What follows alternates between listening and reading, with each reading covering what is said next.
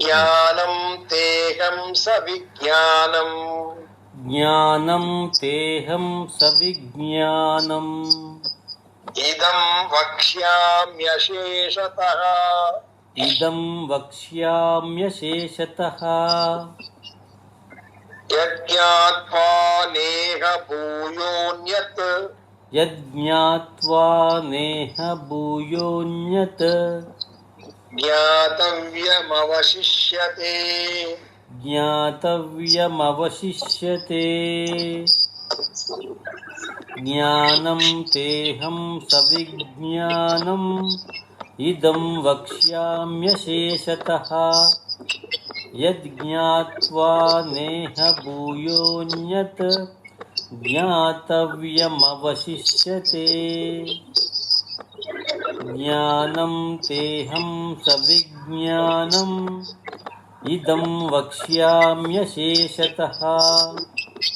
యజ్ఞాత్వా నేహ భూయోన్యత్. జ్ఞాతవ్యమవశిష్యతే.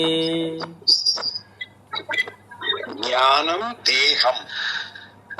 తే అహం నేను, తేయటు నీకు, నేను నీకు సవిజ్ఞానం విజ్ఞాన సహితంగా జ్ఞానాన్ని చెప్తాను.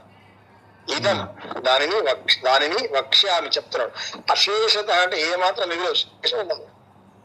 అశేషం అంటే శేషం లేకుండా ఉంటే సంపూర్ణం అన్నట్టే, పూర్తిగా పూర్తి. అశేషత వక్ష్యామి, వక్ష్యామి దీన్ని విడేస్తే వక్ష్యామి అశేషత, శేషమేమి లేకుండా వక్ష్యామి చెప్తున్నాను. ఏంటి? ఇదం జ్ఞానం. ఏ జ్ఞానం అది?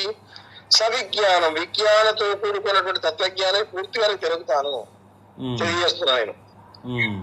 ఏత్యాత్మ దాన్ని తెలుసుకున్నట్టయితే నేహ భూయో అన్యత్, ఇంకా వేరే ఏది తెలుసుకోవాల్సిన అవసరం. జ్ఞాతవ్యం అవశిష్యతే, తెలుసుకోవాల్సినట్టు నీకు ఏది మిగిలినదిగా.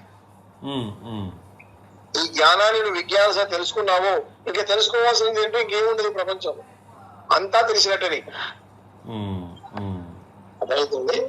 ఈ జ్ఞానాన్ని కనుక నువ్వు తెలుసుకున్నట్టయితే నువ్వు తెలుసుకోవాల్సింది ఇంకా వేరే లేదు. Need not have any books, need not go anywhere, everything happen. ఒక్కసారి దీన్ని సరిగ్గా గ్రహించి అర్థం చేసుకుని భావాన్ని గ్రహించి శూన్యం వినడము, మననం మళ్ళీ మళ్ళీ మననం చేసుకోవడం. ఎట్లయితే ఆవు కనుక ఫోన్ చేసిన తర్వాత మళ్ళీ నెమరు వేస్తుందో అలా మనం ఏం చేయాలి? గురువు గారి దగ్గర విని వదిలేయకూడదు. ఈ చేతి ఆ చేతి వినట్టు అయిపోతుంది, దానివల్ల జీరో ఫలితం. ఆ విన్నదాన్ని ఏం చేయాలి? గురువు గారు ఏం చెప్పారని క్లాస్ అయిపోయి మళ్ళీ మననం చేసుకోవాలి. మరి ఏం చెప్పారు క్లాస్, దాన్ని ఏం చేయాలి? విధిత్యాసం కూర్చొని పాయింట్స్ రాసుకోవాలి. రాసుకొని ఏం చేయాలి? మన పాయింట్స్ మీద మన పాండర్ కావాలి. అప్పుడు ఇది ఎందుకంటే ఇప్పుడు ఆవు తినగానే కాదు కదా, దాన్ని మళ్ళీ నెమరు వేసుకొని దాన్ని మళ్ళా చేసి పిప్పి చేసి దాని నుంచి మనకు ఆవు పాలు తయారవుతాయి. అవునా కదా?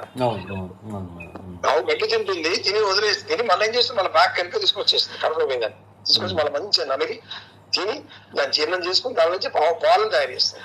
అలానే మనం కూడా ఈ జ్ఞానాన్ని ఏం చేయాలి? వినాలి. ఫస్ట్ విన్నామంటే తినడం, ఆవు తిన్నట్టుగా మళ్ళీ బయట తీసుకొస్తే లోపలికి కడుపులో లోపలికి అట్లే మళ్ళీ మీరు ఏం చేయాలి? మొత్తం మీరు మననం చేయాలి. మళ్ళీ చదవాలి. మళ్ళీ శ్లోకం ఏం చెప్పారు గురుగారు, ఈ పాయింట్ నుంచి చెప్పాడు, ఈ శ్లోకం చెప్పాడు, ఆ వినాలి. ఇవి ఇంపార్టెంట్ గా అనిపిస్తుంది. రాసుకోవాలి. రాసుకుందని మళ్ళీ ఒకసారి రివిజన్ చేయాలి. అప్పుడు పాలు తయారు మంచి జ్ఞానం నీ లోపల వస్తుంది. లేదా మనం ఎన్నో స్టోరీస్ వింటాం, సినిమాలు చూస్తామని గుర్తుంటాయి. అనేక సినిమాలు చూస్తే ఇప్పుడు ఎన్నో సినిమాలు వారి కథలు ఎక్కడ గుర్తుంటాయి? ఇది అంతే, ఇది ఒక సినిమా లాగానో ఒక భాగవతం కథ లాగానో ఏదో పురాణ పురుష కథ లాగానో అయిపోతుంది. కానీ భగవద్గీత సమా అది ఆ విజ్ఞానం, సవిజ్ఞానం. It's practical knowledge, practical guide. ఇది ఇంటర్నెట్ మ్యాథమెటిక్స్ చేస్తే ప్రాక్టికల్, ఫిజిక్స్ లో ప్రాక్టికల్ గైడ్ ఒకటి ఉంటుంది. ఉందా?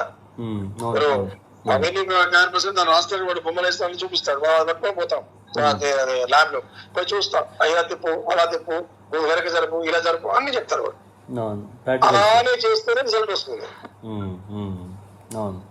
కెమిస్ట్రీ ప్రాక్టికల్ చేయాలంటే ఏం చేయాలి? వాడు ఇది కలుపు, అది కలుపు, ఎలా పెట్టుకోండి, ఎట్లా ఎంత పోయమంటే అంత కొలిసిపోస్తాం. వాడు చెప్పినట్టు చేస్తావా లేదు ఇక్కడ? This is also manual. Bhagavad Gita is a manual for man. There is no deviations in this. But practically follow that. Then only results will come. అక్కడ తీరే ప్రాక్టికల్ చేసినప్పుడు దానికి సరిగ్గా చేయలేదనుకుంటే రిజల్ట్ రాదు. కలర్ మారదు. అక్కడ కల్పాల్సిన యాసిడ్ కల్పాల్సిన బేస్ కనుక్కుంటే correct అయ్యి ఇక్కడ నువ్వు పరమాత్మ ఎలా చెప్పాడో అలా నడుచుకుంటేనే నీ జీవితం ఆనందమయం నీకు. దుఃఖం నుంచి మోక్షం వస్తుంది. దుఃఖం నుంచి మోక్షం కలుగుతుంది. దుఃఖ రాహిత్యం ఏర్పడుతుంది. దుఃఖ రాహిత్యం మోక్షం. మరి ఏం చేయాలి? చెప్పినట్టు చేయాలి.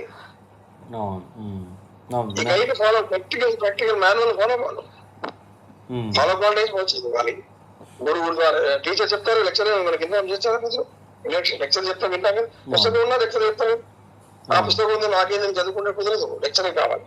వాళ్ళు చెప్తారు కొన్ని పాయింట్స్ ఇంపార్టెంట్, ఇక్కడ చూడాలి, ఇక్కడ చూడాలి, మీరు ఆ అసలు కొంచెం అడిట్ అయిపోతుంది చూడండి, మీరు చెప్తాను కొంచెం మారిపోతుంది, జాగ్రత్త గురించి చెప్తారు. ఆ జాగ్రత్త వినాలి, గుర్తుంచుకోవాలి, నోట్ డౌన్ చేసుకోవాలి, మన మంగళం చేసుకోవాలి. గురుగారు ఏం చెప్పారు గుర్తుంచుకోవాలి. ల్యాబ్ లో పోగానే గుర్తు రావాలి. అప్పుడు సక్సెస్ఫుల్ వాలి. అక్కడ ఇక్కడ ఉంటే జీవితంలో సక్సెస్ కావాలంటే పరమాత్మ చెప్పింది చదవాలి, గురువు ద్వారా వినాలి, విన్నదాన్ని మననం చేసుకోవాలి, మనం నిధిధ్యాస చేసుకోవాలి, నీ మనసులో పట్టించుకోవాలి, దాన్ని ఆచరణ పర్యంతం తీసుకురావాలి. అప్పుడు రిజల్ట్స్ వస్తాయి. అప్పుడు ఏం రిజల్ట్ వస్తుంది? బ్రహ్మానందాన్ని పొందుతాం, ఆనందమైన జీవితం గడుపుతాం. మనం ఆనందంగా ఉంటాం, మనతో జీవించే వాళ్ళందరినీ ఆనందమైన జీవితం గడిపేట్టుగా చేస్తాం. ఇది భగవద్గీత యొక్క సవిజ్ఞాన సహితం, సవిజ్ఞానం అని ఇప్పుడు వార్త చెప్తున్నాడు. ఇది